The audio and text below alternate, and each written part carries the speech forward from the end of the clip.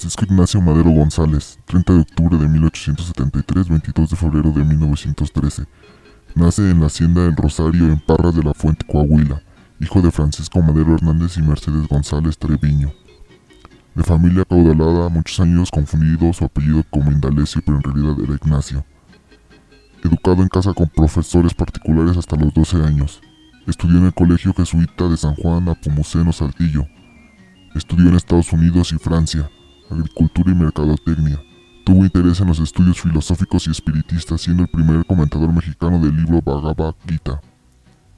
La familia de Madero estuvo ligada a la política desde su bisabuelo, quien fue diputado del primer Congreso Constituyente de Coahuila, mientras su abuelo fue gobernador de Coahuila durante la presidencia de Manuel González, renunciando a su cargo como protesta a una nueva reelección de Porfirio Díaz. En 1893 regresa a Coahuila para administrar una de las haciendas de su padre. Se entregó plenamente a las faenas agrícolas e implantó modernos sistemas de cultivo.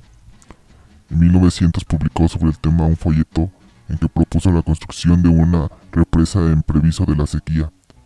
Por ese folleto recibió una carta de felicitación del presidente Porfirio Díaz.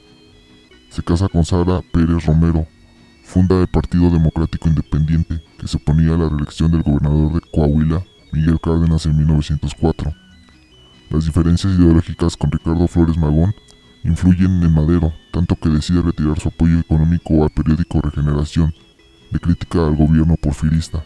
Funda el Club Democrático Benito Juárez, del cual fue presidente. Crea el periódico Demócrata para exponer las ideas de dicho club.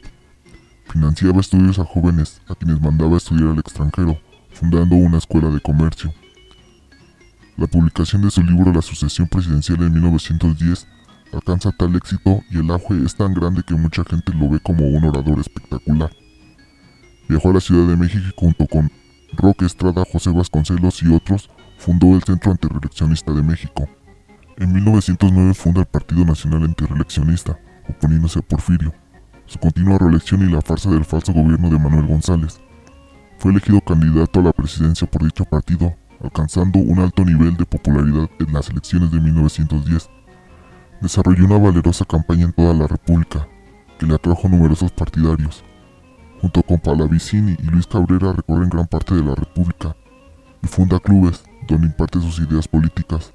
Porfirio Díaz se da cuenta de la popularidad y el peligro que Madero implica y decide mandarlo a arrestar.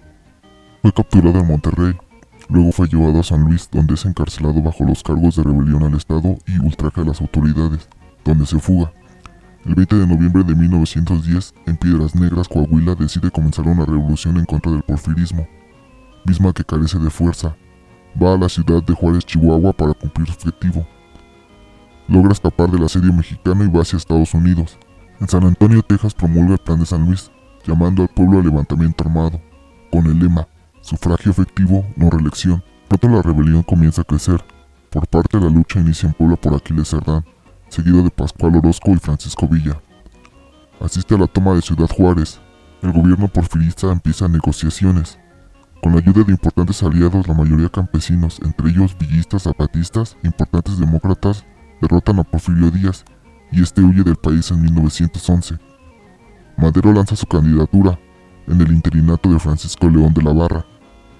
Madero entra triunfante a la Ciudad de México el 7 de junio de 1911, convirtiéndose en presidente el 6 de diciembre de 1911, conformado por un gabinete porfirista.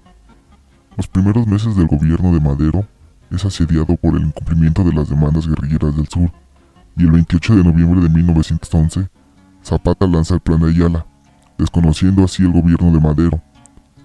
Manuel Mondragón organiza una rebelión por parte de la Escuela de Aspirantes de Tlalpan en el año de 1913, y Madero encarga a Huerta de la defensa. Huerta, Mondragón y Félix Díaz dan un golpe de estado y logran derrocar al gobierno maderista. Presidente y vicepresidente, es decir, Madero y Pino Suárez, son obligados a renunciar, quedando Pedro Lascurain como interno por 45 minutos, siendo Huerta el sustituto. Gustavo Madero, el hermano de Francisco I. Madero, es asesinado en la Ciudadela, Ciudad de México. El 22 de febrero de 1913, Francisco I. Madero y José María Pino Suárez son emboscados y asesinados cerca del Palacio Nacional en la Ciudad de México. ¿Por qué la traición de Huerta? Madero era un fiel creyente de las artes espiritistas acercado a esta práctica en su estancia en Francia. Sin embargo, pudo ser su padre el iniciador para él en esta corriente, ya que estaba inscrito en una revista muy importante sobre temas del espiritista francés Allan Kardec. Madero incluso decía que eran estos espíritus los que lo ayudaban en la revolución, pues le decían qué hacer, e incluso ayudaron a escribir su libro La sucesión presidencial de 1910, misma que le daría nombre y auge a la causa.